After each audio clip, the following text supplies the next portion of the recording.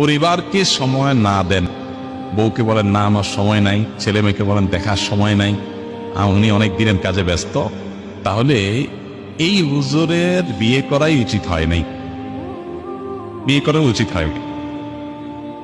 তো বিয়ে করা কেন উচিত হয় না? কারণ বিয়ে করছেন তো তার হক আদায় করতে হবে, বউয়ের হক আছে, ছেলে মেয়ের হক আছে, সেটা আদায় করতে হবে। সেটা আদায় না করে আপনি তথাকথিত দিনের কাজে ব্যস্ত, এটা যদি হয় তাহলে সেক্ষেত্রে আপনি ভুল পথে আছেন। যদি এরকম থাকে উনি ভুল পথে আছেন। এটা অনেকে আমরা এরকম আছি, শুধু আলেম বা দায়ী না, অনেকে আছি ব্যবসার কাজে ব্যস্ত, আমরা ফ্যামিলিকে সময় দিতে পারি না। এগুলো কোনো অবস্থাতে গ্রহণযোগ্য না। আমাদের প্রিয় নবী সাল্লাল্লাহু আলাইহি সাল্লামের যদি লাইফস্টাইল দেখেন, সুবহানাল্লাহ, একটা নীতিমালা অনুসরণ করে চলতেন। হ্যাঁ, রাত 3টা পর্যন্ত আপনি ওয়াজ মাহফিল করতে করতে আপনি ক্লান্ত, সকাল বা আপনার ফজরের পরে ঘুমায়া 12টা পর্যন্ত ঘুমাইতেছেন, আবার বলতে বইটা দৌড় দিচ্ছেন আরেক মাহফিলে। না বউ আপনার চেহারা দেখতে পাচ্ছে, যখন আসছেন তখন সব ঘুমায় রয়েছে, আবার উঠে চলে গেছেন।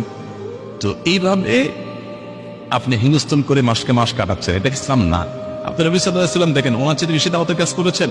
ওনার দাওয়াতের কাজের সিস্টেম দেখেন, ফ্যামিলিকে রেখে ইতিকাফের 10 দিন ছাড়া কখনো নবী সাল্লাল্লাহু আলাইহি ওয়াসাল্লাম থাকতেন না। জিহাদের ময়দানে যেতেন, সেখানেও একজন স্ত্রীকে সাথে নিয়ে যেতেন লটারি করে। তার মানে কি? এমনকি ইতিকাফে পর্যন্ত ভেতর থেকে মাথা বের করে দিতেন মসজিদে, আমাদের আসলে তা তুলে দিতেন। তো